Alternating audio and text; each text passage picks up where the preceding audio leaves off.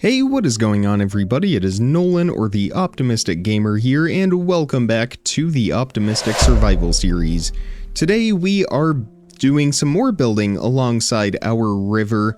We are going to be building a grain mill because we have our giant field with all of our grain just over these buildings right here, and we need somewhere to process all of it. Of course, we have our windmill up at the top of the hill behind the storage building, but I think it would be good to have a water wheel as a second source to process all of the grain that we harvest. We are going to keep it a very similar style. This whole area over here, I want to keep a very similar pattern in all of the buildings so that we get a very nice continuous design throughout this area.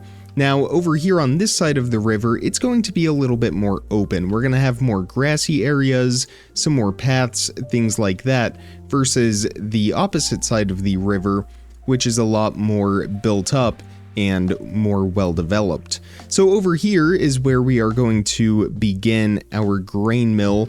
And again, this is just going to be a very simple building. It's not going to be anything extravagant like our previous episode was, but we are doing a build that will fit in quite nicely in the area. That is not the only thing we are doing today though, because I want to develop, as I said, this area a little bit more with those paths and those grassy areas, and really outline and plan how we want the future of this area to look, because it is actually pretty wide open when we fly up and take a look at it. We have all of this development right up here. We still need to terraform right here behind the museum, and of course we have our brand new Riverside Inn, but this whole area right here is lacking any kind of development, and I think it is a little overdue, so that is what we are going to put our focus towards today.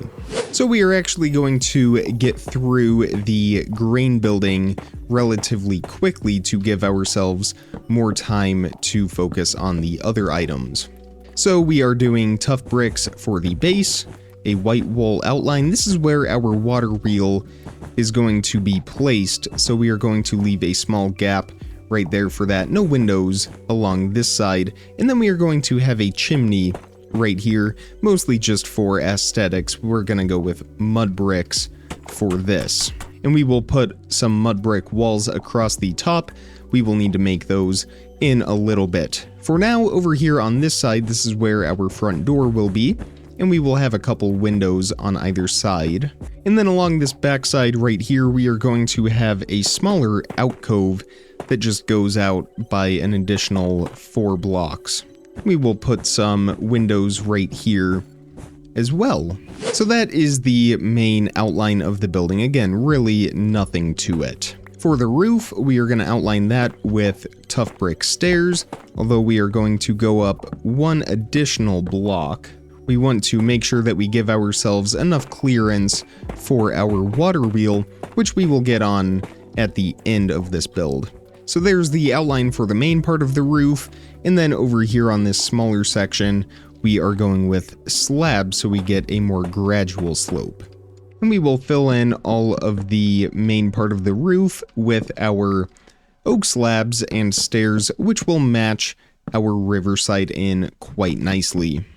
And we will get our final row of slabs put across the top, so now the roof is finished. We're going to fill in this wall right here, and we are going to have a window above the water wheel at the top. It will be a 1 block wide, 2 block tall window right in there, just like that. And we can also fill in the tops, even though our ceiling will probably cover that up, we will fill that in anyway. For the windows, we are going to fill that in with dark oak fences, which is a little bit different from the Riverside Inn. Of course, we used oak and spruce for that, but I think the dark oak will work quite nicely with our spruce pillars that we have along the edge. There we go, all of our windows are now filled in. For the door, we will do an upside down, or not upside down, a dark oak slab on the bottom half of the block, and then we're going to go with our dark oak doors placed right there. So that is our grain mill. Again, really nothing to it. I guess we do need to fill in these gaps right here. And that is our first main development for our river district on this half of the river. So it is nice to have that finished. We will get around to the interior another time. Of course, we do need to do the water wheel real quick. For that, we are going to use a combination of oak slabs, stairs, fences, and trapdoors. So we will start with all of our fences placed down like that. We will do our right side upstairs at the top, upside down here at the bottom, and then we're going to place trapdoors at the very tops and the edges, just like that. And then we will do a slab under that fence and above that one right there. And then an upside down stair. If we can get the angle on that, it could be tricky. We might have to place it from over here. There we go, upside down stair right there. I guess we will have a right side up and then we can place the upside down from that one. Upside down stair right there. A right side up stair on top of that upside down stair.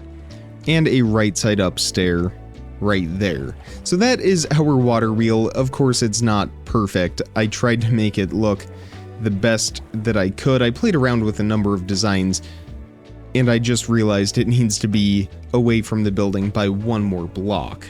So let me go sleep, and then I will fix that, and then we will get to work on the rest of this area around here. Here we go. That is a little bit better separated from the building. So now our grain mill is finished, and we can move on to the rest of the planning for our river district. Now, one of the things I'm thinking is instead of having a clean path along this side of the river, we will actually add in a little bit of a texture and make more of a river bank along the side. So things like gravel, andesite, cobblestone, items like that. We will have that extend in for maybe about 4 blocks, and then from there we will be able to have some buildings and things like that, and we may even build up a bit of a hill. Of course, if we do decide to do that, that will mean that we either need to build it back down and have it go up and then kind of level off and then come back down, or we need to extend our false ground that we have right here up by a few more blocks, because we kind of did a lot of work down here in order to level off this whole valley area. So that is one of the items on our list. The other thing will be figuring out where we want to do our path. Now, what I'm thinking is we will have the path extend down from the town center and have that go all the way towards the brand new grain mill that we built. We will also replace this rooted dirt. We might as well just go ahead and do that now. So I brought out some netherrack for laying out the paths, and I also brought out some grass because we are finally going to terraform the backside of the museum and make it a little bit more level. So we will start from a single point here and just slowly work our way down. Something about like that, nice and gradual. And we will slowly start to fill all of this in, and it will really start to take its shape. Actually, it already is. I think that is looking really nice so far. And of course, we will be able to put buildings and houses and things like that along this hillside as well. Well, I think that has a much better look to it than what we had before. It also puts a lot more emphasis on the museum, which I really like. So now that that is taken care of, we can start to map out where our paths are going to be. We're going to stick with the usual materials for these paths: our tuff, cobblestone, andesite, gravel, stone, and stone bricks.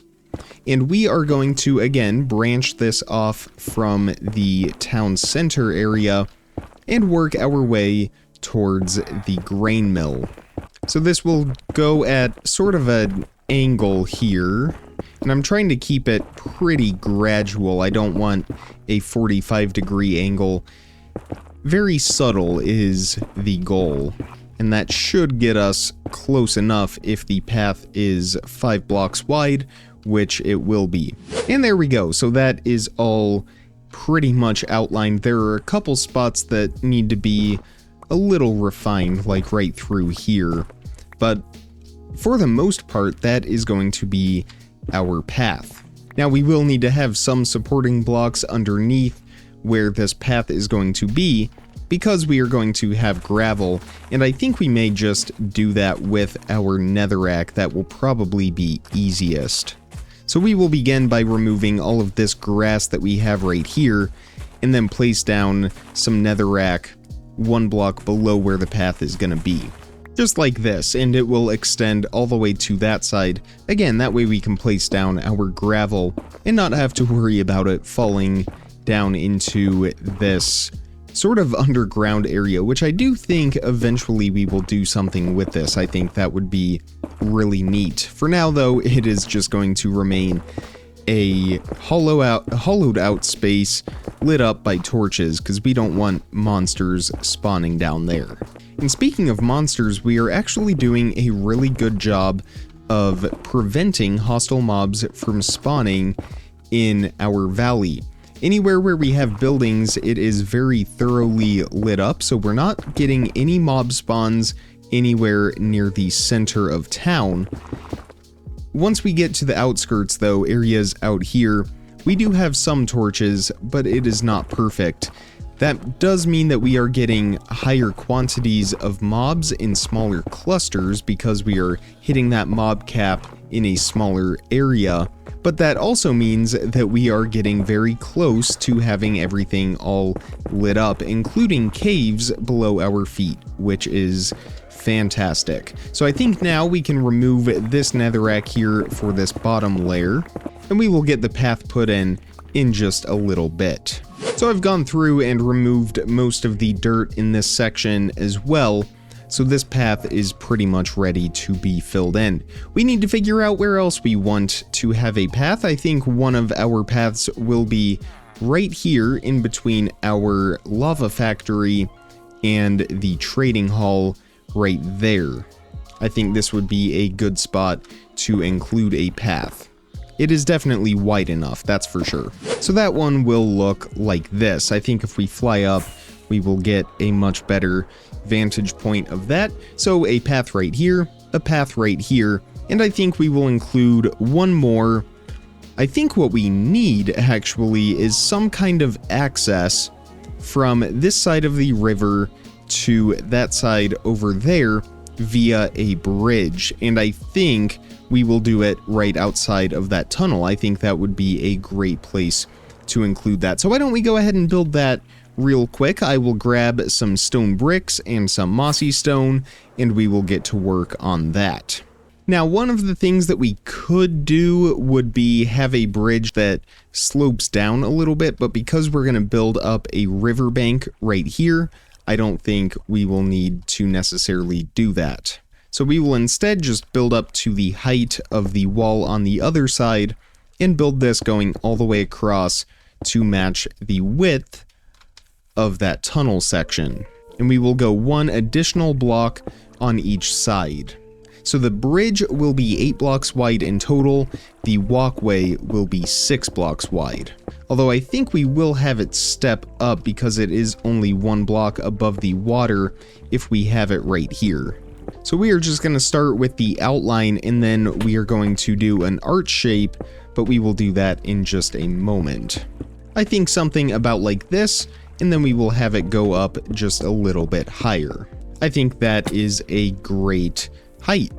I don't want to block too much of the inn, but I don't think that will really be an issue for us. So let's get some curvature into this. I think if we do a stair right here on each side, and then remove these blocks and do another stair just like that. Although I think we should actually do a stair on that block instead, because then we will have a couple of slabs here at the top, and then a few more blocks at the very top point. So that will look like that. Of course, underneath it's not going to be flat. It will also have an arch shape to it, which we can work on right now. I might actually, well, never mind. I was going to say I might go grab some Frostwalker boots, but I think we will opt to not use those, and we will just build a platform for ourselves to work from. So we are going to remove a row of stone bricks from underneath this. And we're really going to try and get a nice curve on this. Actually, I think that's pretty good. First try. We may replace